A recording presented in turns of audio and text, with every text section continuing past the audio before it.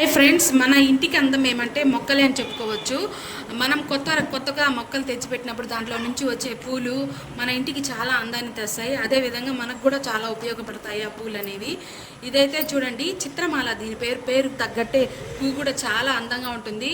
తెల్లారితో అయితే కొంచెం వైట్లో ఉంటుంది ఫ్రెండ్స్, సాయంకాలం అయితే కొంచెం కలర్ చేంజ్ అవుతుంది. రాత్రి అయితే చూసారంటే బ్లూగా కొంచెం మనకైతే చాలా బ్లూగా కనిపిస్తుంది. ఇది భలే ఉంటుంది ఫ్రెండ్స్. ఇదైతే చిత్రమాల, దీని పేరు తగ్గట్టే పువ్వు కూడా చాలా అందంగా ఉంది. నేనైతే ఇది ఊతుకోటలో తెచ్చాను.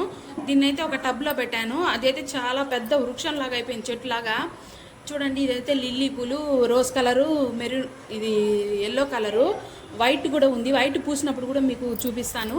అదేవిధంగా ఇది కూడా ఒక రకమైన చెట్టు ఫ్రెండ్. చూడండి, ఇదైతే మే పుష్పాలు అంటారు. దీంట్లో అయితే నా దగ్గర పాల రోజ్ కలర్ కూడా ఉంది.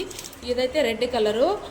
నాకు ఏదన్నా ఎక్కడైనా డిఫరెంట్గా అనిపిస్తే తీసుకుంటాను, అంటే అది అందంగా ఉంటుంది కాబట్టి. ఇదైతే గడ్డల ద్వారా వస్తుంది. గడ్డలు ఒక గడ్డ పెడితే చాలు, మీకు చుట్టూ ఒక 100 చెట్లైనా అయిపోతాయి.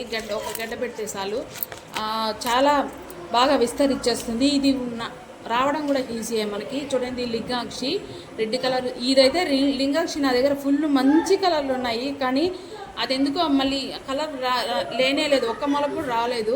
ఇది చూడండి, అడీనియం అయితే నేను దీన్ని ఒక చిన్న విత్తనం ద్వారా నాటాను. చూడండి, విత్తనం ద్వారా చెట్టు అయితే బాగా వచ్చింది. పూలు కూడా బాగానే పూస్తూ ఉన్నాయి. చాలా బాగుంది చెట్టు కూడా. కింద అయితే కొంచెం పెద్దదిగా ఉంటుంది. ఇదైతే చూడండి చుక్కమల్లి కనకాంబరము. సాయంకాలం అయితే మీరు మొగ్గలుగా తీసుకొని కట్టుకొని తల్లతో చెరలో పెట్టుకున్నారంటే సూపర్ కాంబినేషన్, రెండింటికి బాగుంటుంది.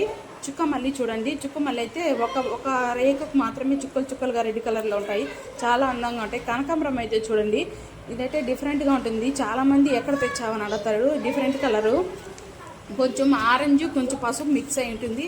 ఇది కూడా ఒకే చెట్టే, చూడండి ఒకే చెట్టే, చాలా విస్తారంగా మొలిచింది. చూడండి, మీరు కూడా మంచి డిఫరెంట్ చెట్లు